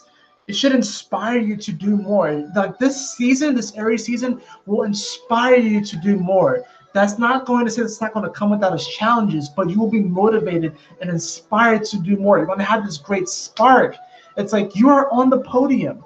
Like, yeah, bronze, when you look at it from that ways, yeah, bronze, silver, gold. Bronze is third place. Oh, yeah, you didn't win. but you did win. Like, you got up there, you worked hard, you went for it, and it's okay. Like, you're not going to win every battle. You're just not. But damn it, man. Like, damn it, girl. Like, you put in the work. Don't get it twisted. We just came out of one of the most difficult astrological years, guys. We really did. So give yourself a round of applause because you made it.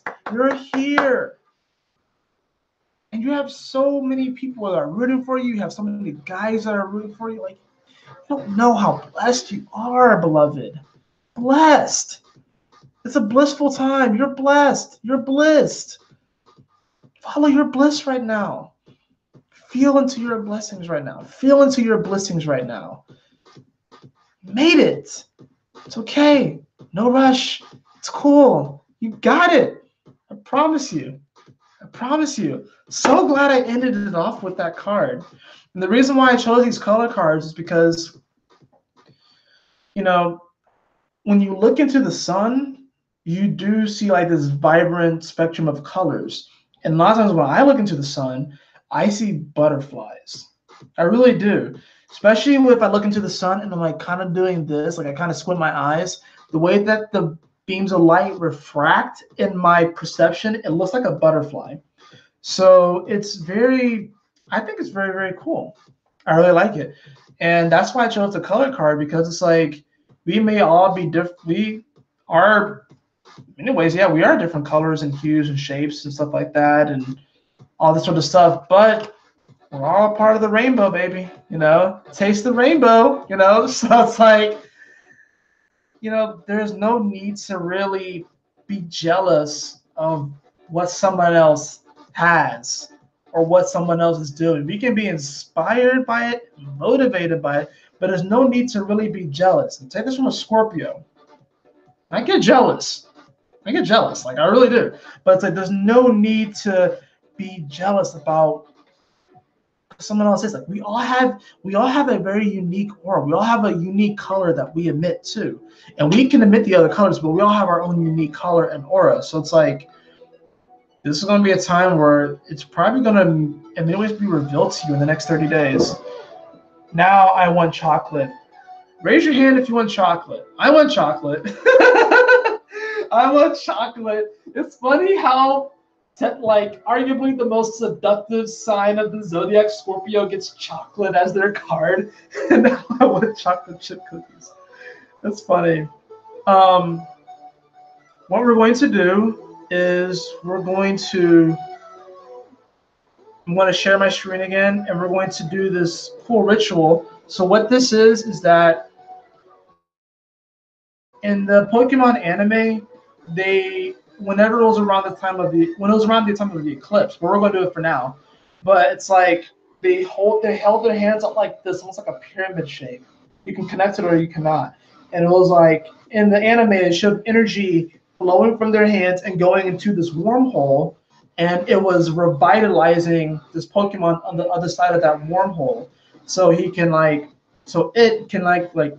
be revitalized, feel the energy, and shine once again because its light was gone.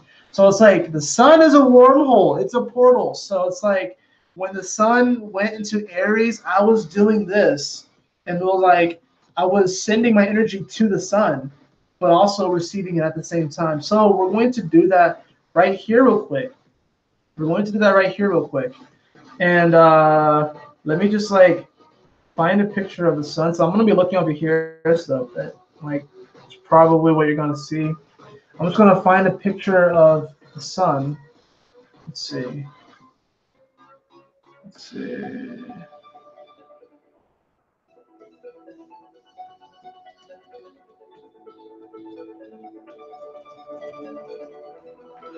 I'm just gonna find a cool wallpaper, and we're going to do this with each other.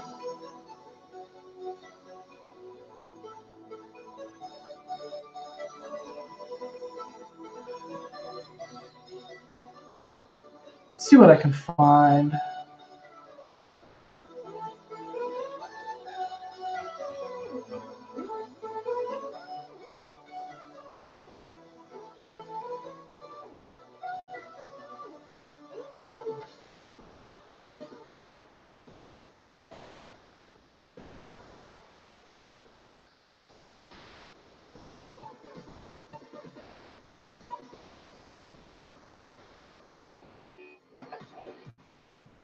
All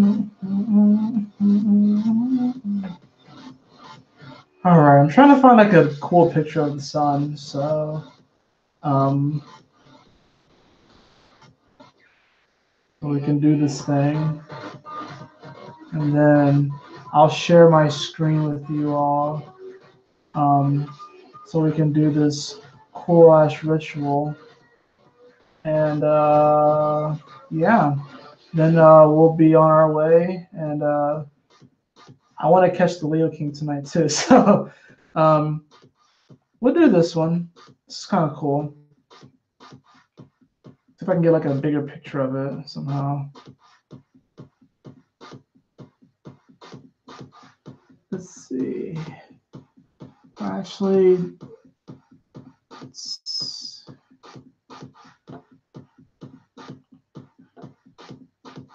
I wonder, actually, that might be a good idea now that I'm thinking about it.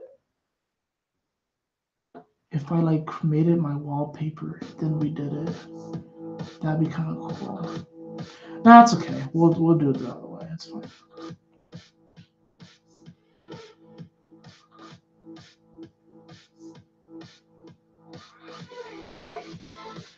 I wonder if I can. Let's see if I can. Oh, really?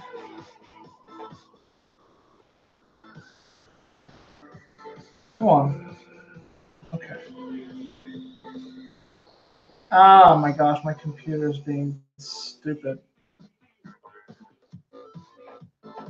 Well, we got good music, so that's okay.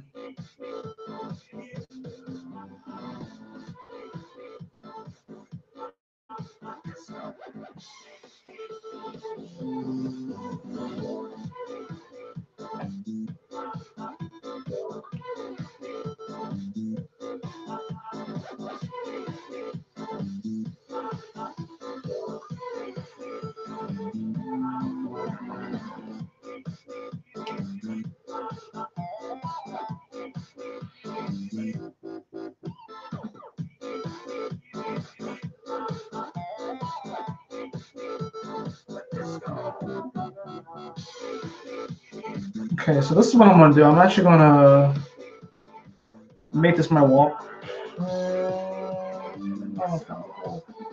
Yeah, I'll do that. I'm gonna just save it on here, and then I'm gonna just bring it up, my thing, and you can look at it that way. I'll make it a lot. I'll make it easier. Phil, thanks for being patient with me, guys. I hope you all are enjoying these energies and enjoying your evening. Enjoying the music, of course, that we have in the background.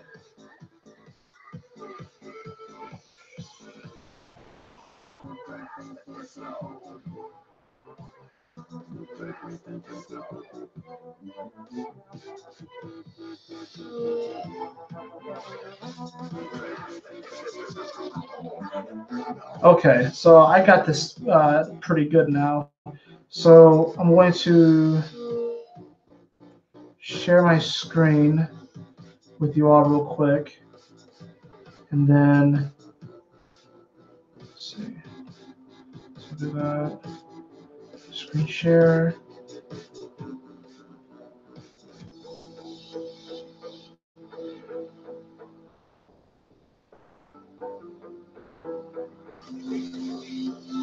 Okay. So, all right. So we have the sun there. And what we're going to do is you want to hold up your hands kind of like in a triangle. And we're going to, you can, at this time, you can just kind of say affirmations. I'm just going to say gratitudes. And even though this is just a picture of the sun, it's still going to work. You can do this anytime that you want, especially while the sun is exalted in Aries. So, tomorrow morning or sometime during the day tomorrow, you can go out and you can do this practice. And it's like you'll be sending, the sun your energy, and you'll be getting it back as well. So if we can all just at this time, just hold out our hands to the screen. And just like, almost just like, you know, close your eyes and just envision and imagine energy flowing from your hands into the sun. And, you know, so you say affirmations, you can smile. So thank you. Thank you so much for this radiant energy. Thank you so much for this radiant energy. Thank you so much for all of these blessings, for all these blessings. Thank you so much. It is very much so appreciated. Thank you so much for all of this. Thank you. Thank you. Thank you. I feel the love. I feel the radiant love. I feel the radiant love. I feel it radiating from me, from every fiber of my being. Thank you so much. Thank you. Thank you. Thank you. Thank you so much for this time. Thank you so much for what you have given me. Thank you so much for this vibrant energy. Thank you so much for rising again, for springing forth again. Thank you. I smile. I laugh. I rejoice. I play. Thank you. Thank you. Thank you. Thank you for all that you've given me. Thank you so much. Thank you for all. Thank you so much.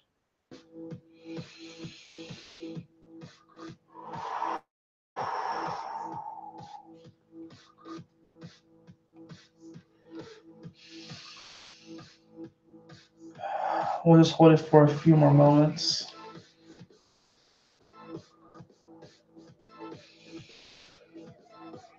It's very powerful, guys, charging our energies, and we're all doing this together, so it's going to even just amplify this even more.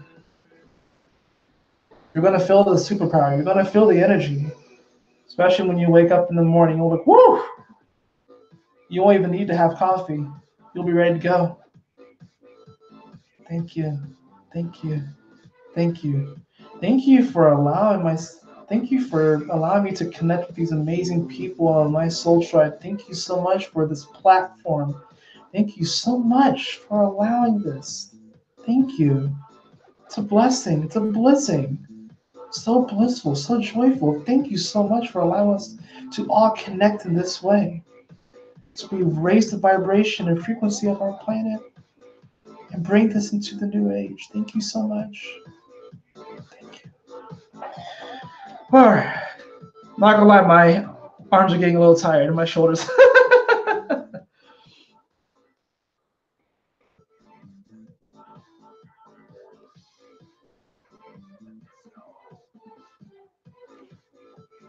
How's everyone doing?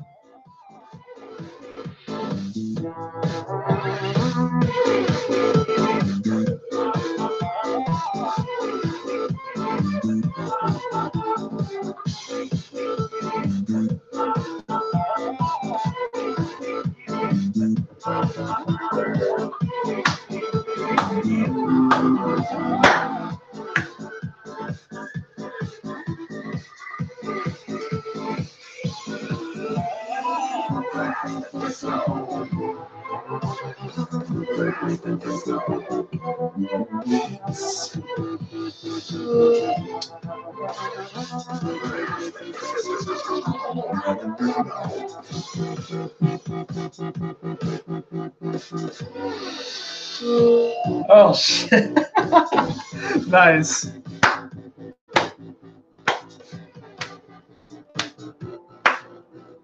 I'm gonna leave you guys with this. This is my right now I'm actually playing royalty-free music, but I want to play for you all a song off of my playlist on my Spotify, and this is my Radiate Love playlist. And I want to play a song for you guys because this is how I'm feeling right now. So I want to play this song for you all. Now, love is all I got. I can't live. Love is all I got. Love is all I got. Love in my life. Love is all. Love is all I got now. Love is all I got. I can't live. Love is all I got. Only love in my life. Love is all. Love is all I got. Love is all I got. If life with love and trust, that love will come down to earth and save us all. Love is all I got. I can't live with everything I've lost because love will come to save us all. So save us. Wake your soul with love in the morning. Feed your soul with love till the evening. Expand your soul with love on the weekend. Cause love is all I got. Wake your soul with love in the morning. Feed your soul with love in the evening. Expand your soul with love on the weekend. Cause love is all I got. So wake your soul with love in the morning. Feed your soul with love in the evening. Expand your soul with love on the weekend. Cause love is all I got. Wake your soul with love in the morning. Feed your soul with love in the evening. Expand your soul with love on the weekend. Cause love is all I got.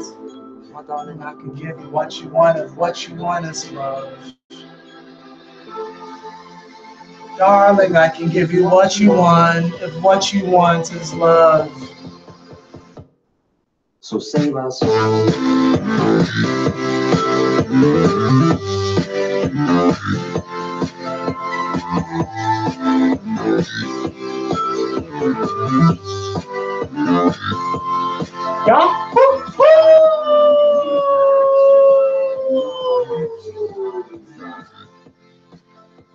Baby, I can give you what you need, if all that you need is my love.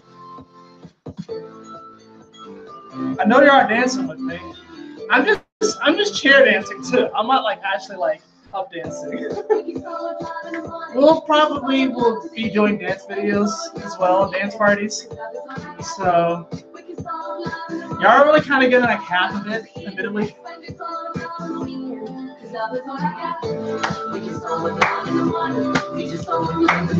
Expand your soul with love on the weekend. Cause love is all I got. Feed your soul with love in the morning. Feed your soul with love in the evening. Expand your soul with love on the weekend. So save us.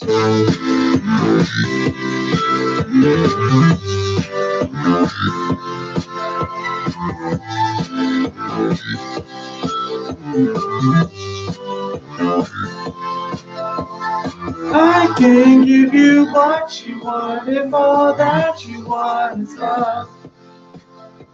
Baby, I can give you what you need, if all that you need is my love. I can give you what you want, if all that you want is love. Baby, I can give you what you need, if all that you need is my love. Don't Stop Believing comes up next. All right, guys. Don't stop believing. All you need is love. We got this. It went to Love Away by Capital Cities. That's okay. I think I accidentally clicked it. Anyways, I want to share this playlist because this is a really cool playlist. Anyways, I love you all so much. Y'all take care. Utilize these energies. You made it. You're good. You made it through a very tough year. It's a new year. Just come into the new year and express it, and you'll find your tribe. I promise you all. Brown Rahita, no, but thank you so much for coming anyways. We had a blast, so be sure to rewatch it. It was fun. We had a party. We started off with the dance party. We had good music going all throughout, and then of course we ended off with the dance party. Because that's what we do on Astro Fenixx. It's a party. It's a celebration. So thank you all so much for joining. I want to thank all of my recent subscribers. I really, really do appreciate it. I love you all so much. Yo, Paula Diety up in the house. What's going on? Shout out to Paula Diety. What's going on? Thank you so much for joining. Yeah, we're about to end the transmission, but it was really fun. And it's going to be up on the channel, so go back and watch it. Dance with me. Have fun with me. It'll be a party. It always is. The party never stops. I love you all so much. And we are going to go ahead and get out of here, and I will see you all very, very soon. And as always, my beautiful brothers and sisters, always remember to keep moving forward, to stay focused, and Yahoo! Smile often.